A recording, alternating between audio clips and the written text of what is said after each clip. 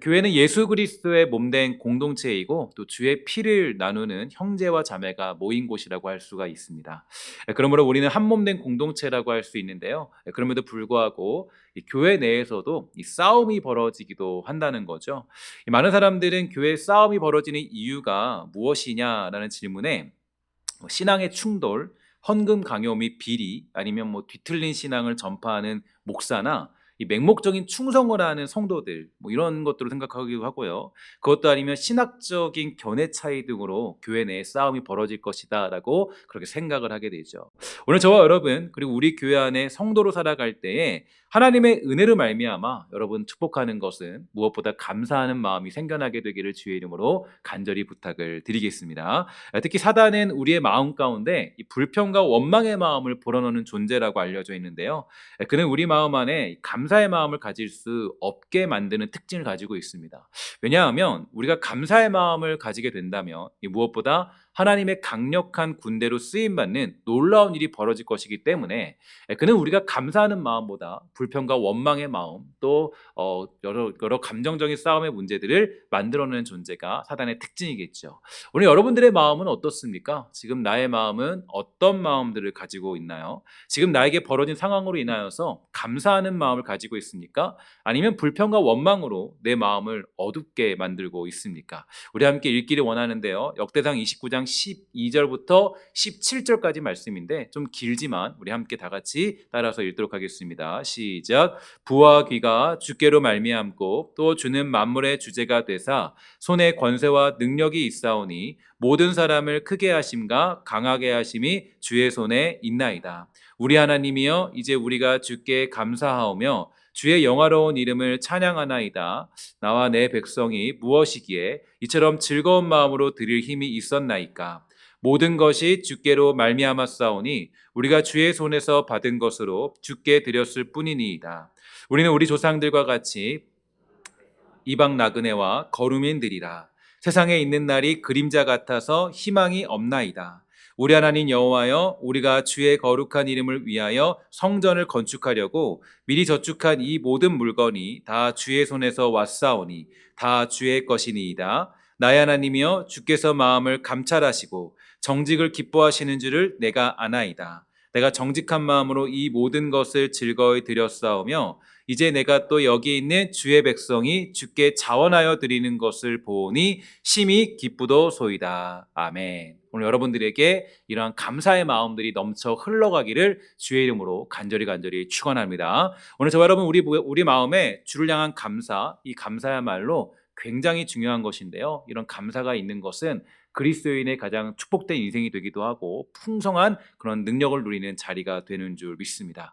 이제 오늘 본문을 보면 사도 바울이 디모데에게 주는 매우 중요한 교훈들이 전달되어지고 있습니다. 물론 잘 아는 것처럼 디모데 전후서는 자신의 영적 아들과 같은 디모데에게 주는 이 말씀이지만 그렇다고 하여서 이 말씀을 디모데에게만 한정 지을 수는 없는데요. 특히 오늘 디모데전서 2장은 이 무엇보다 디모데와 에베소 교회의 남자와 여자 모두에게 교훈이 전달되어지고 있기 때문이겠죠. 그러므로 오늘 우리가 보는 본문은 이 성도로서 부름받은 이 모든 이들이 반드시 해야 될 일들에 대해서 가르쳐주고 있는데 그것은 무엇보다 기도에 관한 것을 알려주고 있습니다. 기도야말로 이제 모든 성도들에게 해당되는 당연한 일들 아니겠습니까? 기도의 중요성에 대해서 이 강단에서 강조해 주는 것은 이상한 일이 아닐 텐데요. 찰스 스펄전 목사님은 기도에 대해서 이렇게 정의해 주었더라고요. 기도는 아래서 줄을 당겨 하늘 위에 있는 큰 종을 하나님의 귀 밑에서 울리는 것과 같다라고 그렇게 해석해 주었습니다. 어떤 사람들은 되는 대로 힘들이지 않고 줄을 당기기 때문에 종이 울리지 아니하고 또 어떤 사람은 딱 한 번만 줄을 당겨보고 말지만 기도의 응답을 받는 이들은 그 줄을 단단히 잡고 전력을 다해서 계속하여 당긴다는 건데요. 그만큼 기도는 우리가 하는 만큼 축복을 받는 길이고 반드시 하나님이 주시는 놀라운 주님의 능력이 되는 거겠죠. 우리의 기도는 절대로 떨어지지 않습니다. 우리의 기도는 하나님이 모두 다 기억하시는데 특별히 우리가 기도할 때 가장 걱정하는 것은 이런 마음들이 있어요. 우리가 헛된 것을 구하면 하나님이 구박하지는 않을래나? 내가 조금이라도 좀 욕심 가지고 구하고 내가 하나님의 마음에 합하지 않은 걸 구하면 하나님이 기뻐하지 않을 텐데 어떻게 기도하지? 이런 마음이 들 때가 있게 됩니다. 그러나 하나님은 너는 왜 오늘 이렇게 어이없는 기도를 드리는 거니? 그렇게 해서 내가 응답하겠니? 라고 하지 않는다라는 거예요. 하나님이 기뻐하시는 것은 뭐냐 보니까 하나님이 기뻐하시는 것은 우리가 물론 제대로 또 성숙된 기도를 드리는 건 당연한 우리의 목표가 되겠죠. 그러나 하나님이 원하시는 것은 다른 것이 아니라 바로 하나님께 엎드리는 것입니다. 내가 무슨 문제를 만나도 주님께 엎드리는 그런 모습들, 주께 엎드리는 것을 하나님이 기뻐하시지 우리가 대단하고 아주 엄청난 기도를 드리는 것을 기뻐하는 것은 아니라는 거예요. 그러니까 물론 우리가 성숙된 기도를 드리는 건 굉장히 중요한 목표입니다. 그럼에도 불구하고 하나님이 원하시는 건 내가 무슨 일을 만나도 어떤 작은 일을 만난다 할지라도 내 마음에 근심과 걱정과 염려 많은 것들이 생겼을 그때에 바로 하나님께 엎드리는 그 모습을 우리 하나님은 기뻐하신다라고 그렇게 가르쳐주고 있습니다. 다시 말해서 주께 궁유를 구하며 주의 힘과 능력을 구하는 것을 기뻐하신다라는 이야기인데요. 하나님은 그 기도의 모습을 기뻐하시고 그것으로 말미암아 우리에게 가장 좋은 것으로 응답해 주시는 하나님이 되시는 줄 믿습니다.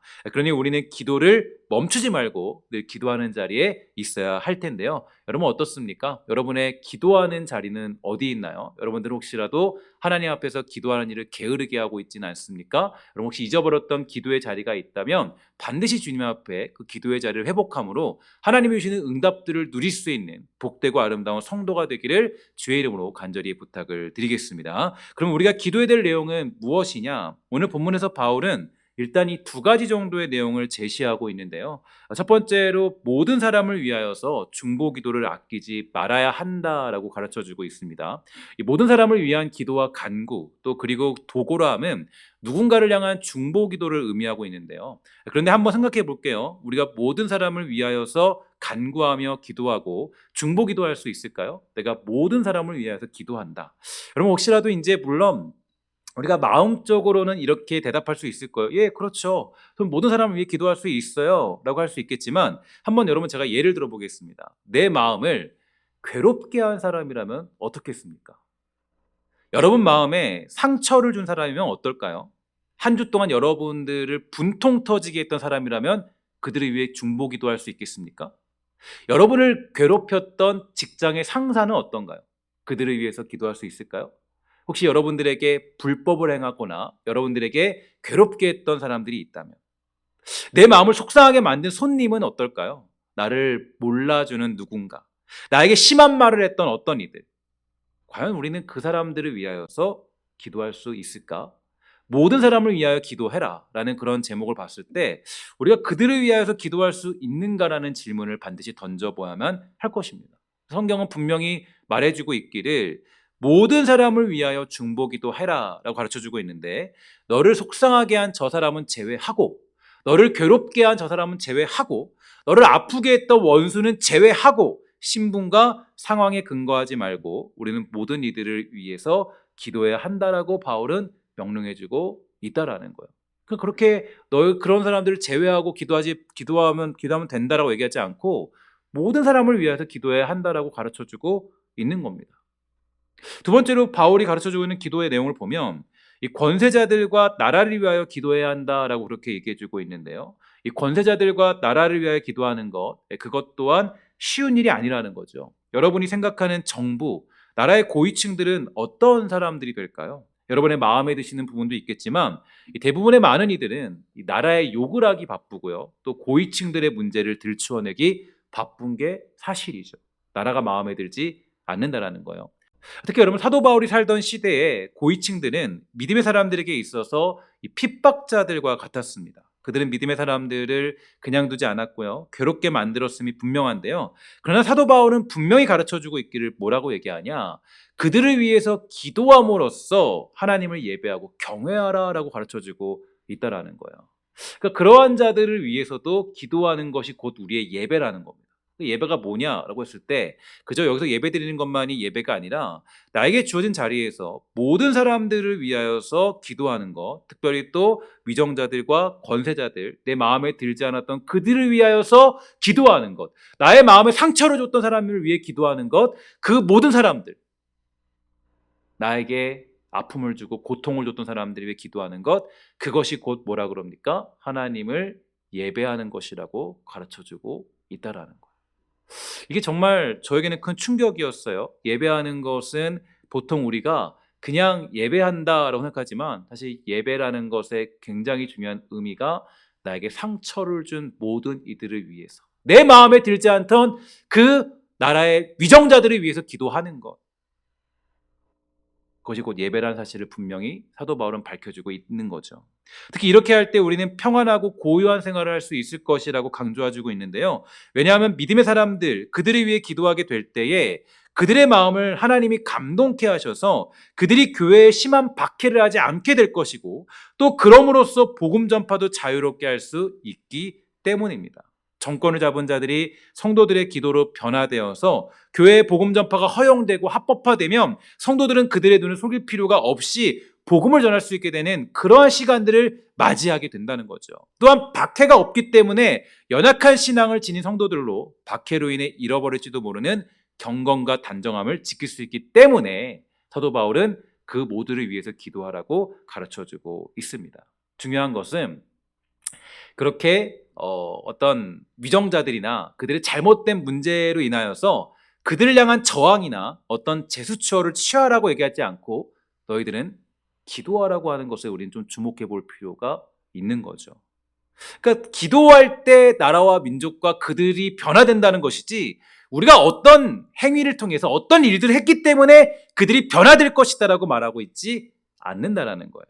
그러니 우리는 무엇보다 기도하는 일에 힘을 기울여야 되는 것입니다. 감정적으로 반응하지 아니하고 우리의 힘을 과시하지 아니하고 묵묵히 그 중보기도의 역할을 감당할 수 있다라는 것입니다. 그러니 우리에게 있어서 중요한 것은 내 마음속에 감사하는 마음이 될 텐데요. 감사하는 마음은요, 제가 보니까 새로운 눈으로 나에게 주어진 현실을 보게 만듭니다. 그러니까 감사하는 마음은 주어진 현실을 다른 시각으로 해석할 수 있다라는 거죠. 따라합시다. 감사하는 마음은 주어진 현실을 다른 시각으로 해석할 수 있게 한다. 다른 시각으로 해석할 수 있게. 감사라는 마음이 있으면, 그러니까 우리 그리스도인들에게 감사의 마음이 왜 중요하느냐? 감사의 마음이 없으면요, 세상 사람과 똑같이 행동하지만 감사하는 마음이 있으면, 나의 구원에 대해 감사하고 주님이 그렇게 고난의 길과 어려움의 길을 걸으셨던 길에 감사하는 마음, 그 마음에 내 마음에 솟아나면 내가 세상을 바라보는 눈이 달라질 수 있다라는 거예요. 그러면 제가 너무나 자주 소개해드리지만 사랑의 원자탄이라고 불리는 손양원 목사님은 자기 아들이 공산당에게 잡혀 죽임을 당했을 때 어떤 감사의 제목의 기도를 올려드렸습니까? 한번 보도록 할게요. 제가 읽도록 할게요. 나 같은 죄인의 혈통에서 순교의 자식들을 나게 하시니 감사합니다. 허다한 성도 중에서 이런 보배를 나에게 주시니 감사합니다. 삼남 삼녀 중에서 가장 귀한 장남과 차남을 바치게 하시니 감사합니다. 감사를 보세요. 감사의 제목이 있으니까 죽음이라는 것을 다르게 해석하잖아요. 한 아들의 순교도 귀하거늘 하물며 두 아들이 순교할 수 있게 하셔서 감사합니다. 예수 믿는 사람은 잘 보세요. 병들어 죽어도 복인데 전도하다가 총에 맞아 순교했으니 감사하대요. 아들들이 미국으로 유학 가려고 했는데 그보다 더 좋은 천국 갔으니 감사하대요. 내 아들을 죽인 원수를 회개시켜 아들을 삼는 사랑의 마음을 주시니 감사하고요. 내 아들의 순교의 열매로서 무수한 천국의 열매가 생길 것을 인하여 감사하고요. 이 같은 역경 속에서도 이상 8가지 진리와 하나님 사랑을 찾는 기쁜 마음, 여유 있는 믿음 주신 우리 주 예수 그리스도께 감사합니다 라고 고백하고 있고, 마지막 함께 있습니다. 시작. 이렇듯 과분한 축복 누리게 되는 것을 감사합니다. 아멘. 여러분 보세요. 제가 느낀 게 뭐냐면, 제가 그동안은 잘 보지 못했는데요, 이번에 다시 한번 이 글을 읽으면서 느꼈던 것은 감사라는 것은 새로운 시각을 열어주더라고요. 그러니까 왜 우리가 하나님의 은혜와 그 구원의 역사에 감사하는 마음이 필요한가? 내 마음에 감사에 대한 마음, 하나님을 향한 구원에 대한 감사의 마음이 없으면 이러한 시각으로 세상을 바라볼 수 없다라는 거예요. 자기 아들이 죽었을 때, 자기 아들 순교했을 때 우리 마음에 딱 든 생각은 뭐예요? 하나님 왜 그러시죠? 왜 하필이면 제 아들입니까? 왜 하필이면 제 아들이 죽어야 되나요? 원망하며 불평하는 것이 우리들의 보통적인 마음이겠죠. 근데 우리 안에 이 손양원 목사님의 마음 안에는 뭐가 있었냐면 감사하는 마음이 있던 거예요. 자신이 받은 구원에 관하여 나를 위해 십자가 지시고 고난당하시고 죽으셨던 그 예수님의 그 마음, 그 일로 인하여서 감사하는 마음이 가득 찼기 때문에 새로운 시각을 열어준 거죠. 제가 보면 느낀 게 감사하는 마음이 없으면 아무리 예수 믿어도 세상 사람들과 똑같은 사람들로 살아갈 수밖에 없는 것입니다.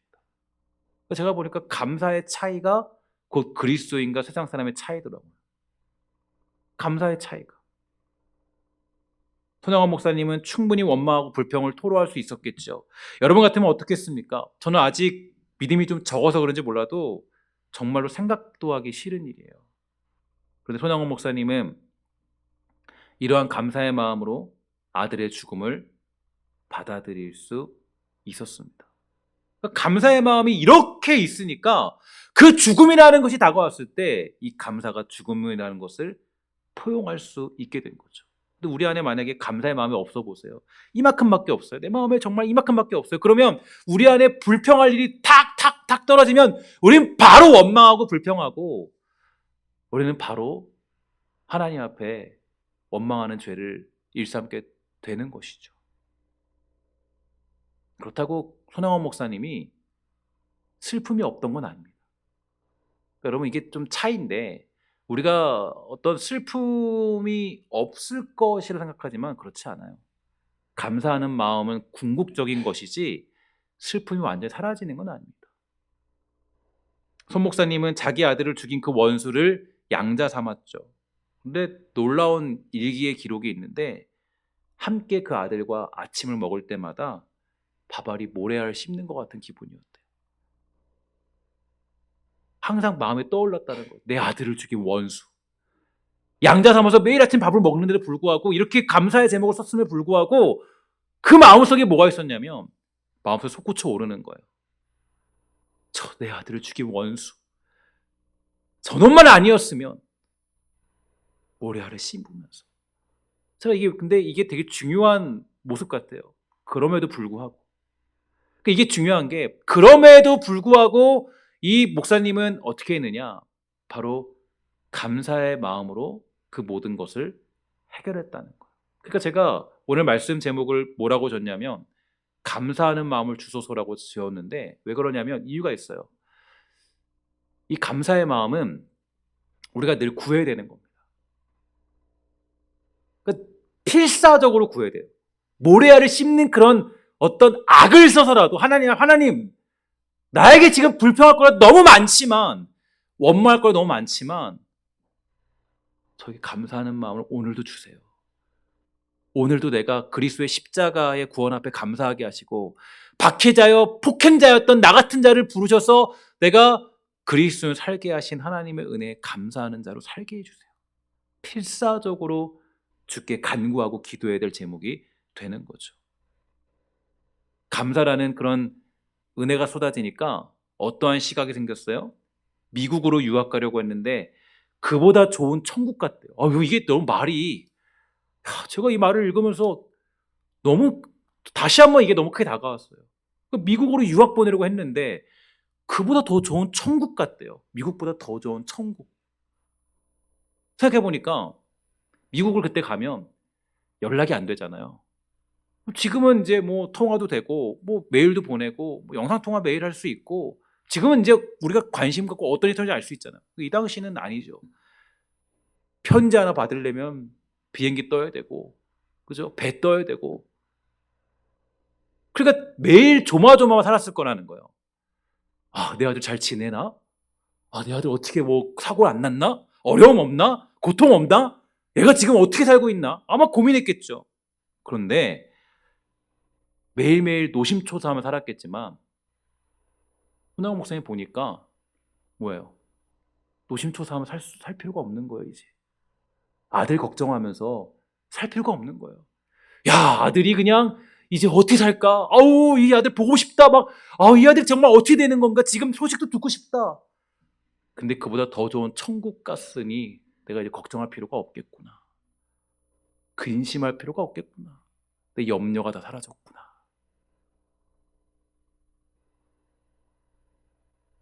그래서 이번에는 조금 더 유심하게 하나씩 읽으면서 곱곱이 씹어보았는데요. 이 감사라는 것은 새로운 시각을 열어주더라고요. 그러니까 우리가 자꾸 새로운 시각이 열리지 않는 이유가 예수 믿는데도 불구하고 여전히 이전의 세상의 방식처럼 살아가는 이유가 어디 있는가 보니까 내 안에 뭐가 없는 거예요? 감사의 마음이 없는 거예요. 내가 구원받은 것에 대해 감사. 매주 교회에 나온 것에 대한 감사. 내가 주님께 11조를 드릴 수 있음에 감사. 주님께 내가 무언가를 드릴 수 있음에 감사. 인색하지 않게 주께 섬기며 사랑할 수 있는 감사. 그 감사가 없으니까 내 마음에 늘 불평과 원망들이 가득 찬 인생으로 살아갈 수밖에 없는 거죠. 그러니까 예수 믿으면서도 여전히 원망과 불평이 가득한 이유가 거기에요. 그래서 여러분들에게 감사하는 마음이 있습니까? 이거는 보니까요, 노력해야 돼요. 주님 앞에 내가 기도해야 돼요. 죽어라고 기도해야 돼요. 나에게 감사하는 마음을 주세요. 좋은 성도들 만나게 감사하고, 좋은 목회자 만나게 감사하고, 나에게 좋은 교회 만나게 감사하고, 좋은 나라와 민족 만나게 감사하고, 나에게 감사하는 마음을 주세요라고 간절히 주께 악을 쓰며 기도해야지 내 안에 감사라는 마음을 허락해 주시는 거예요. 그냥 생기는 게 아니더라고요. 감사하지 못할 이유 찾아보세요. 얼마나 많은지. 불평할 이유 찾아보세요. 얼마나 많은지. 하나님께 구하십시오. 모든 것에 감사의 마음을 가지도록 말입니다. 슬플 때, 괴로울 때 특별히 여러분 하나님께 기도합시다. 하나님 나에게 감사하는 마음을 주세요. 참 보면 저는 이렇게 감사라는 설교를 딱 준비해 놓으면 이게 참 힘들더라고요. 사단은 제가 감사할 수 없게 만드는 여러 가지 일들을 저에게 막 던져주더라고요. 이 말씀을 딱 준비하고 나니까 그저 그냥 짜증내는 마음이 가득하도록 만들고요. 추수감사주의를 맞이하기 전에 얼마나 마음속에 짜증이 나고 화가 나는지, 얼마나 마음속에 그러는지. 어저께는 거의 제가 극에 달했던 시간이었던 것 같아요. 어떻게 할 줄 모르고 막 마음속에 막 짜증이 밀려오고 가슴 막 화가 밀려오고 감사하지 못하는 모습. 보니까 오늘 아침에 제가 기도하면서 보니까요, 그런 마음이 들더라고요. 사단은 우리가 감사하는 마음 가지는 걸 지극히 싫어합니다. 그러니까 여러분 안에 불평과 원망이 생기는 이유는 뭐예요? 사단이 그냥 죽어라고 여러분들에게 그냥 불평과 원망의 마음을 심어주는 거예요. 그럼 우리는 또 어떻게 해야 되겠어요? 우리도 뭐 해야 돼요? 우리도 그냥 죽어라고 하나님 앞에 모여야 돼요. 감사하는 마음 좀 주세요. 하나님, 오늘 내가 감사하도록 해주세요. 내가 그 자녀 때문에 감사하게 해주시고요. 내가 그 사랑하는 남편과 아내 때문에 감사하게 해주시고, 내 상황 때문에 감사하게 해주시고, 이게 우리가 기도해야 될 모습이 되는 것입니다.